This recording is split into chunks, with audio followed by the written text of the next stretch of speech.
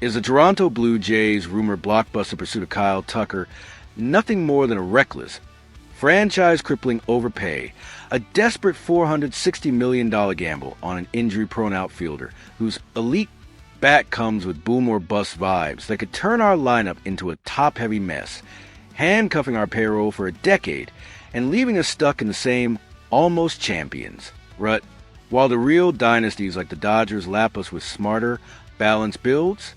That's the blistering hot take scorching through MLB analysis right now, with insiders like Keith Law from The Athletic eviscerating it as a classic Jays blunder, chasing Tucker after whiffing on Ohtani, and Soto is panic mode at its worst. $460 million for a guy who's missed 40-plus games in 3 straight seasons and whose .266 average last year screams regression is how you waste Guerrero and Bichette's primes, turning Toronto into the Angels 2.0 with all flash and no sustained fire. Welcome back to Blue Jays Nation, your unfiltered inferno for the raw, unsparing truth in pinstripes and maple leaf grit. I'm your host, channeling the fiery skepticism this rumor demands.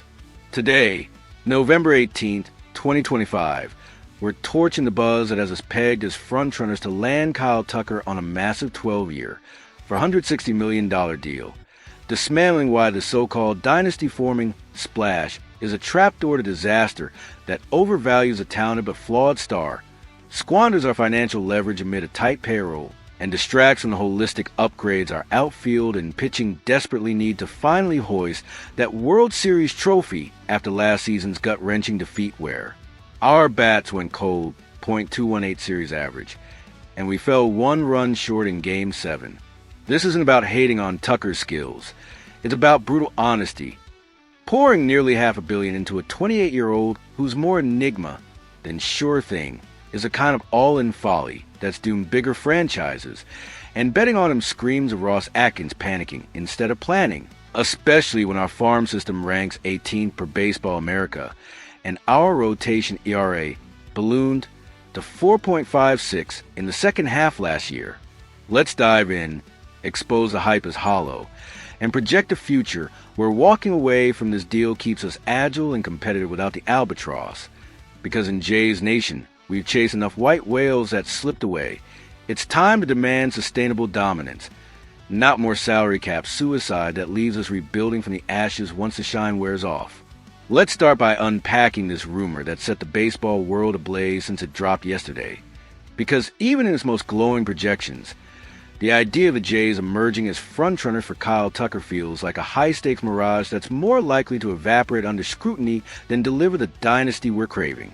The intel comes from sources highlighting our projected favorite status to sign the 28-year-old outfielder who hit free agency after a stint with the Cubs where he slashed .266 with 23 homers, 49 RBIs, and a .874 OPS in just 108 games last season, hampered by a shin fracture that sidelined him for 2 months.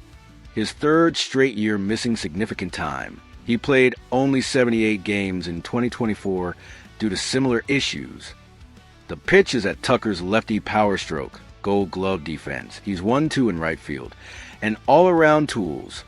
Think 30 homer potential, .270 average, and 20 steals would form a dream trio with Vladimir Guerrero Jr., .323, 30 HR last year, and Bo Bichette .298, 25 HR despite calf woes, creating a feared lineup that overwhelms pitchers with contact, power, and speed, addressing our 19th ranked runs scored, 4.4 per game, and providing the depth to overcome slumps like the .241, average with runners in scoring position that plagued us in the playoffs. Analysts like Levi Weaver from The Athletic gush that Tucker is so Blue Jays, praising his solid contact, 82% zone contact rate, and ability to rip one over the wall, suggesting he'd thrive in Rogers Center's hitter-friendly confines. He hit 15 road homers last year, and help us finally land our white whale after missing on Ohtani, $700 million to Dodgers, and Soto, rumored $600 million pursuits. The financials are eye-popping, a projected 12-year, for $160 million pack that pays him through age 40, justified by comps to Soto's market and our top 5 payroll last season, $245 million. signaling Rogers Communications' willingness to spend big to turn our almost into champions. With competition from the Yankees needing a Soto replacement and Dodgers always lurking, the urgency is painted as a now-or-never shot to build a dynasty around our young core. But peel back the layers and this hottest take explodes. It's a catastrophic overreach, betting the farm on a player whose injury history, missing 40% of games over 3 years due to leg issues, makes him a massive risk at $38 million AV, especially when our outfield already features Dalton Varsho, .246, 18 HR, Gold Glove defense, and George Springer, .220, 19 HR but declining at 36, creating overlap that could force awkward platoons or trades, diluting our depth rather than enhancing it.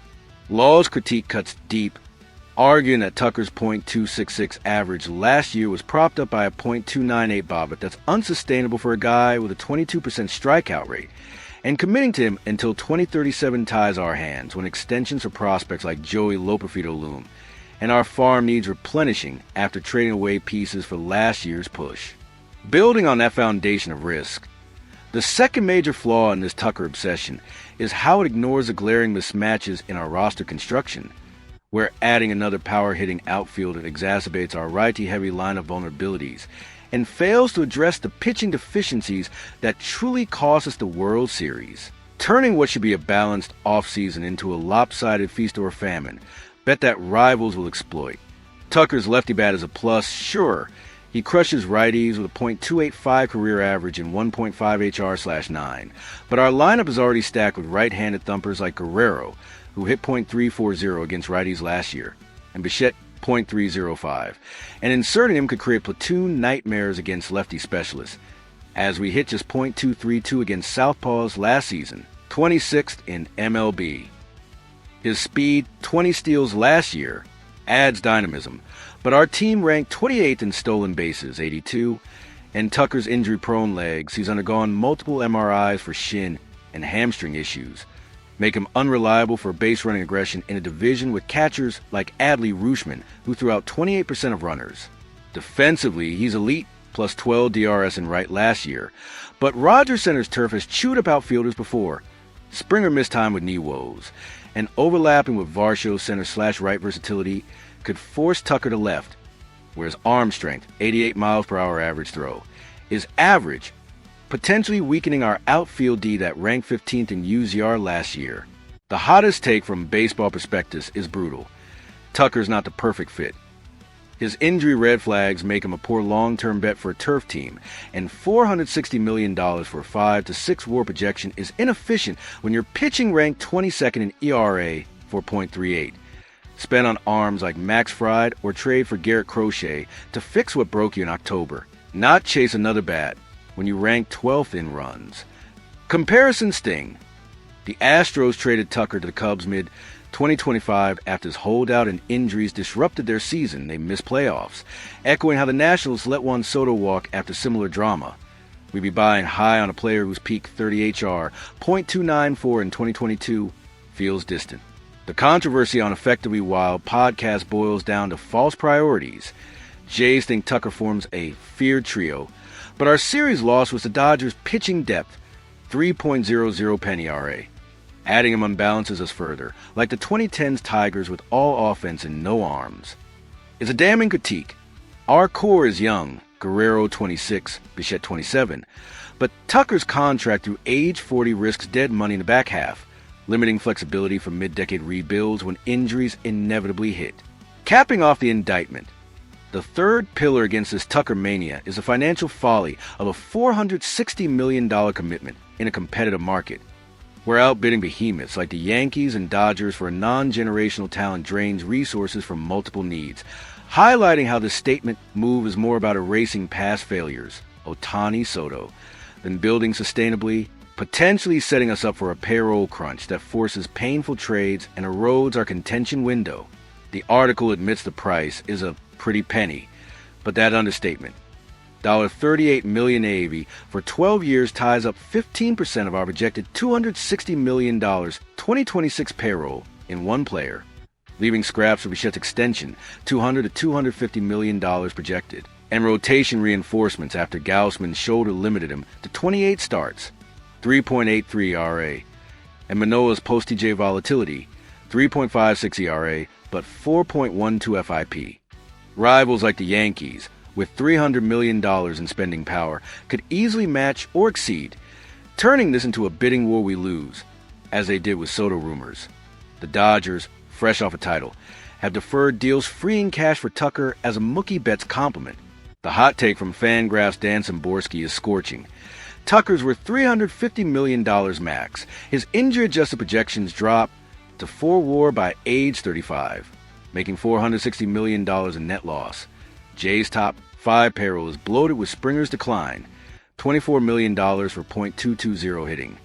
And this overpay guts your farm for nothing when you could sign Teoscar Hernandez for $20 million AV and trade for controllable outfield like Jazz Chisholm. It's a brutal truth. We spent big before Ryu's $80 million flop with 4.60 ERA, and repeating with Tucker risks cap hell, forcing dumps of assets like Jordan Romano, 2.90 ERA but injury-prone. To balance books, weakening our pen that ranked 20th in relief ERA 4.22.